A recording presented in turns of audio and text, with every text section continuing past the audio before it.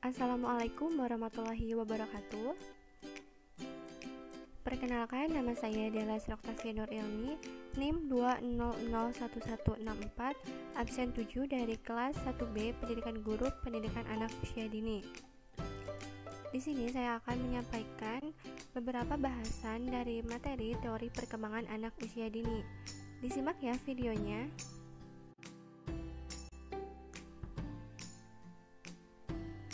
Apa saja sih basis pendidikan anak usia dini itu? Terdapat 3 basis pendidikan anak usia dini. Yang pertama, berbasis pada keholistikan dan keterpaduan. Yang kedua, berbasis pada multidisiplin ilmu dan budaya. Dan yang ketiga, berbasis pada taraf perkembangan anak. Yang pertama, berbasis pada keholistikan dan keterpaduan, di mana pengembangan anak usia dini mempunyai arah pada pengembangan segenap aspek pertumbuhan dan perkembangan, baik jasmani maupun rohani anak, yang pelaksanaannya itu terintegrasi dalam satu kesatuan program utuh dan proporsional. Secara makro, prinsip holistik dan terpadu mengandung arti bahwa penyelenggaraan pendidikan anak usia dini dilakukan terintegrasi dengan sistem sosial yang ada di masyarakat dan menyertakan segenap komponen masyarakat sesuai tanggung jawab dan kewenangannya. Maka dalam hal ini diharapkan adanya keselarasan antara pendidikan yang dilakukan di berbagai unit pendidikan, yaitu keluarga sekolah dan masyarakat atau tripusat pendidikan.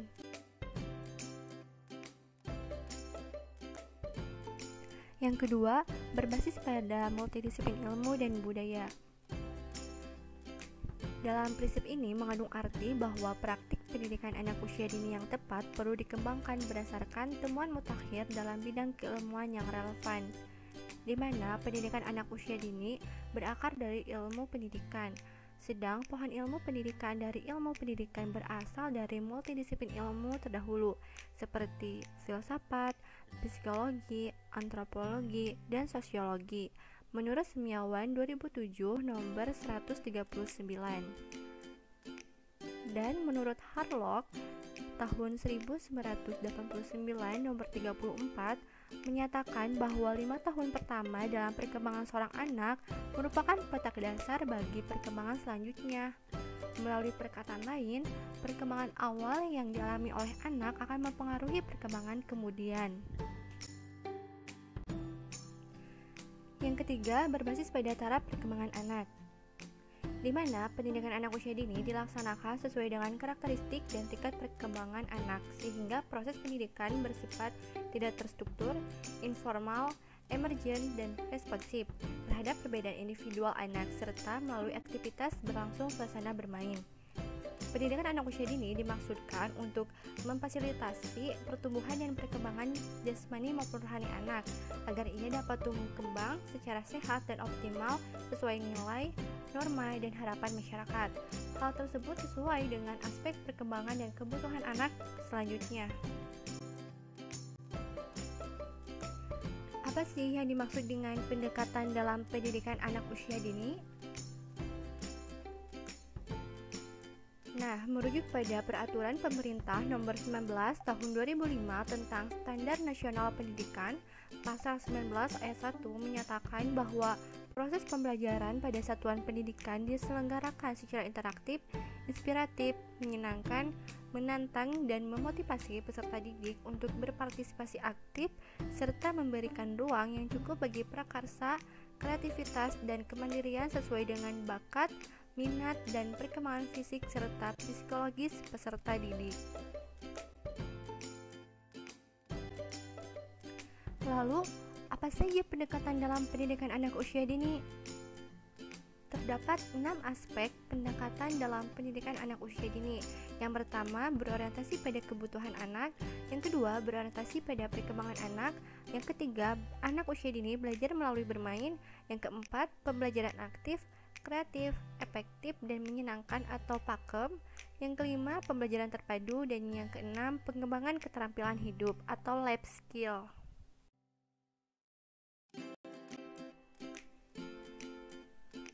Pertama, berorientasi pada kebutuhan anak.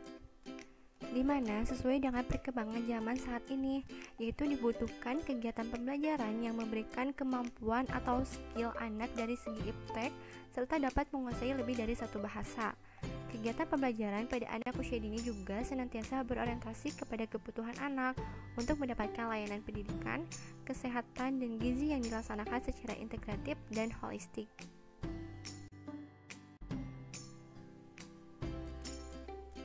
Yang kedua, berorientasi pada perkembangan anak. Mengutip tulisan Jamaris tahun 2006 nomor 19, bahwa perkembangan merupakan suatu proses yang bersifat kumulatif. Artinya, bahwa perkembangan terdahulu akan menjadi dasar bagi perkembangan selanjutnya. Oleh sebab itu, apabila terjadi hambatan pada perkembangan terdahulu, maka perkembangan selanjutnya cenderung akan mendapat hambatan. Maka berdasarkan teori perkembangan anak, diyakini bahwa setiap anak lahir dengan lebih dari satu bakat, di mana bakat tersebut bersifat potensial dan ibaratnya belum muncul di atas permukaan air. Untuk itulah anak perlu diberikan pendidikan yang sesuai dengan perkembangannya, dengan cara memperkaya lingkungan bermainnya. Yang ketiga, anak usia dini belajar melalui bermain. Mengutip pernyataan Maesti tahun 1950 nomor 196-197, bagi seorang anak, bermain adalah kegiatan yang mereka lakukan sepanjang hari karena bagi anak, bermain adalah hidup dan hidup adalah permainan. Anak usia dini tidak membedakan antara bermain, belajar, dan bekerja. Anak-anak umumnya sangat menikmati permainan dan akan terus melakukannya dimanapun mereka memiliki kesempatan. Maka pembelajaran anak usia dini menganut pendekatan bermain sambil belajar atau belajar sambil bermain. Karena dunia anak-anak adalah dunia bermain. Dengan bermain, anak-anak menggunakan otot tubuhnya, menstimulasi indera-indera tubuhnya, serta mengeksplorasi dunia sekitarnya dan menemukan seperti apa diri mereka sendiri. Yang keempat, pembelajaran aktif, kreatif, efektif, dan menyenangkan atau PAKEM.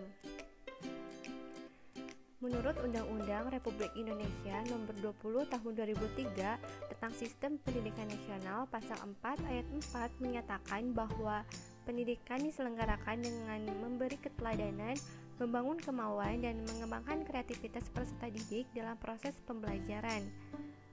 Di mana pembelajaran yang aktif dimaksudkan bahwa dalam proses pembelajaran guru harus menciptakan suasana sedemikian rupa sehingga anak aktif bertanya, mempertanyakan, dan mengumumkakan gagasannya. Belajar harus merupakan suatu proses aktif dari anak dalam membangun pengetahuannya, bukan hanya proses pasif yang hanya menerima penjelasan dari guru tentang pengetahuan saja. Yang kelima, belajar terpadu.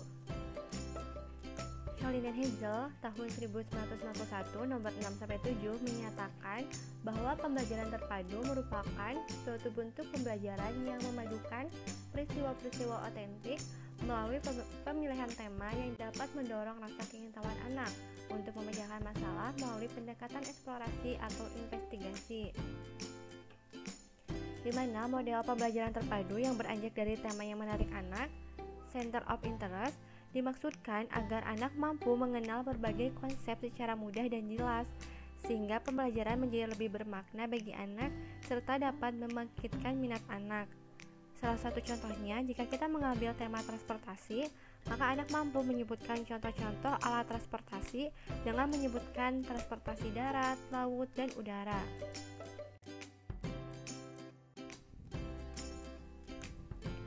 Yang keenam, pengembangan keterampilan hidup. Berdasarkan pada penelitian dan teori-teori pertumbuhan dan perkembangan manusia yang diungkapkan oleh Mandaleno dan Infante pada tahun 2001 nomor 5, mengidentifikasikan 3 kategori kunci tentang life skill, yaitu keterampilan sosial dan interpersonal, keterampilan kognitif, dan keterampilan meniru emosi. Di mana pembelajaran life skill biasanya disebut juga dengan kecakapan hidup ini dalam praktik di kelas haruslah menggunakan metode bervariatif, antara lain metode bernyanyi, bercerita, bermain peran, dan demonstrasi. Keterlibatan anak dalam berbagai kegiatan membuat mereka aktif bergerak dan berpikir, di mana tujuan pembelajaran kecakapan hidup adalah untuk mempersiapkan anak baik secara akademik, sosial, dan emosional. Dengan demikian diharapkan kelak anak memiliki kesiapan untuk menghadapi hidupnya di masa depan, sehingga anak dapat menghadapi kesulitan yang lebih tinggi serta masalah yang lebih besar. Apa saja sih prinsip pembelajaran anak usia dini itu?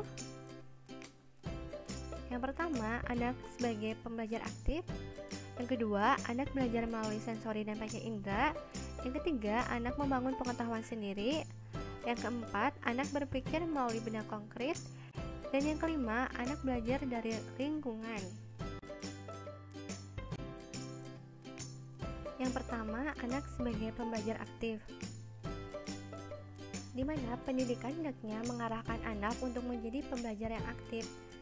Pendidik yang dirancang secara kreatif akan menghasilkan pembelajar yang aktif, di mana anak-anak akan terbiasa belajar dan mempelajari berbagai aspek pengetahuan, keterampilan, dan kemampuan melalui berbagai aktivitas mengamati, mencari, menemukan, mendiskusikan, menyimpulkan, dan mengemukakan sendiri berbagai hal yang ditemukan pada lingkungan sekitar, di mana proses pendidikan seperti ini merupakan wujud pembelajaran yang bertumpu pada aktivitas belajar anak secara aktif, atau yang dikenal dengan istilah cara belajar siswa aktif atau CBSA.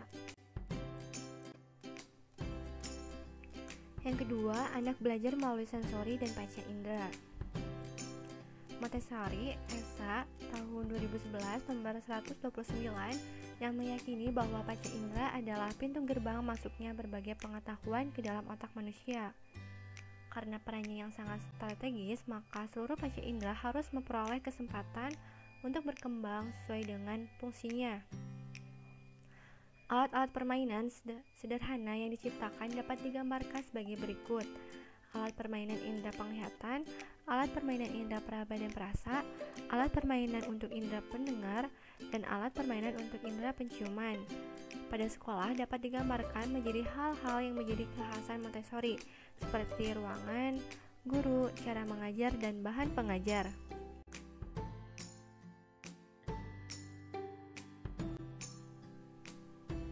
Yang ketiga, anak membangun pengetahuan sendiri.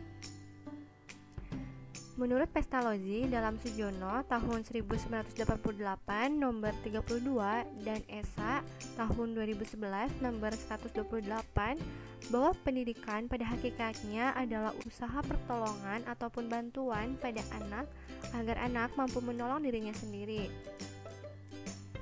Pestalozzi berpandangan pengamatan seorang anak pada sesuatu akan menimbulkan pengertian. Bahkan pengertian yang tanpa pengamatan merupakan pengertian yang kosong. Maka dalam konsep ini, anak dibiarkan belajar melalui pengalaman-pengalaman dan pengetahuan yang dialaminya sejak anak lahir, dan pengetahuan yang telah anak dapatkan selama hidup. Konsep ini diberikan agar anak dirangsang untuk menambah pengetahuan yang telah diberikan melalui materi-materi yang disampaikan oleh guru dengan caranya sendiri. Anak diberikan fasilitas yang dapat menunjang untuk membangun pengetahuannya sendiri. Yang keempat, anak berpikir melalui benda konkret. Dalam konsep ini, anak harus diberikan pembelajaran dengan benda-benda yang nyata, agar anak tidak menerawang ataupun bingung. Maksudnya adalah anak dirangsang untuk berpikir dengan metode pembelajaran yang menggunakan benda nyata, sebagai contoh materi-materi pembelajaran. Nah, sebagai contoh, apabila menjelaskan tentang benda-benda yang ada di alam, lebih baik anak dibawa langsung ke lokasi, agar dapat melihat, mengamati, dan menikmati keadaan alam tersebut, dan dapat melihat berbagai bentuk daun, pohon, buah-buahan, dan sebagainya.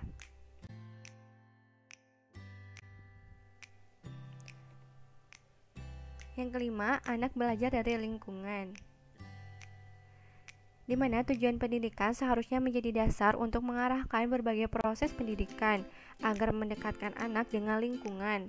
Dengan demikian, pendidikan yang diberikan akan dapat dimaknai dan berguna bagi anak ketika beradaptasi dengan lingkungannya. Apa saja asas anak usia dini? Yang pertama, asas perbedaan individu. Yang kedua, asas kekonkretan. Yang ketiga, asas apersepsi. Yang keempat, asas motivasi. Yang kelima, asas kemandirian.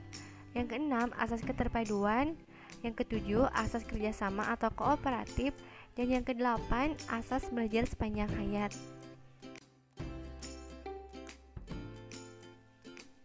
Yang pertama, asas perbedaan individu.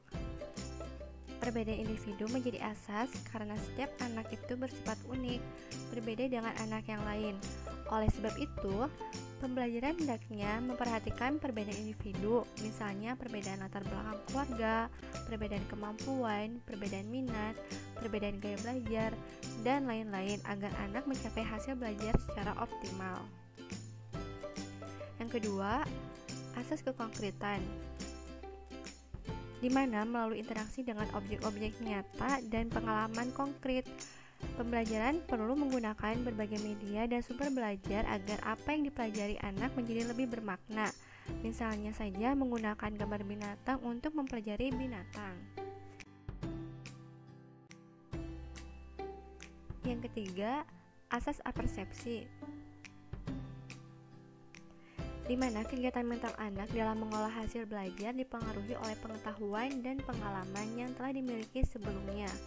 Oleh sebab itu, pembelajaran yang dilakukan pendidik hendaknya memperhatikan pengetahuan dan pengalaman awal agar anak dapat mencapai hasil belajar secara optimal.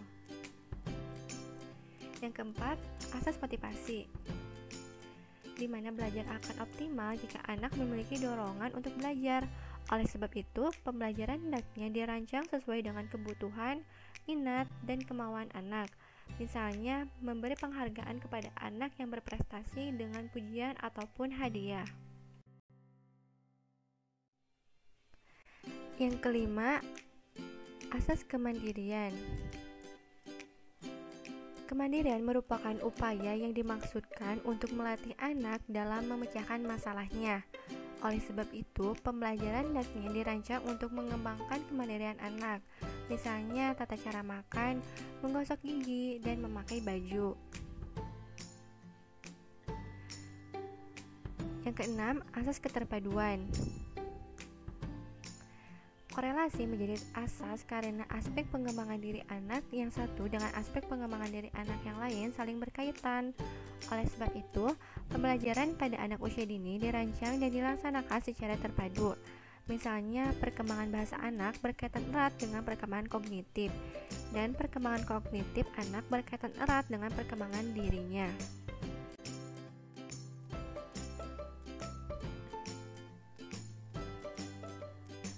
Yang ketujuh, asas kerjasama atau kooperatif.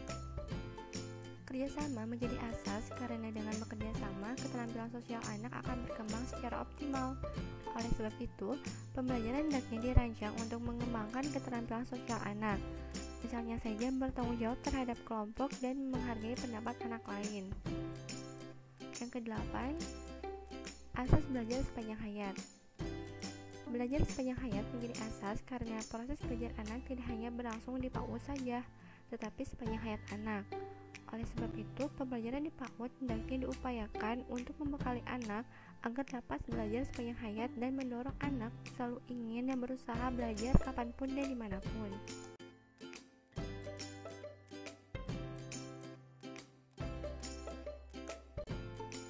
Akhir kata, saya ucapkan terima kasih. Wassalamualaikum warahmatullahi wabarakatuh.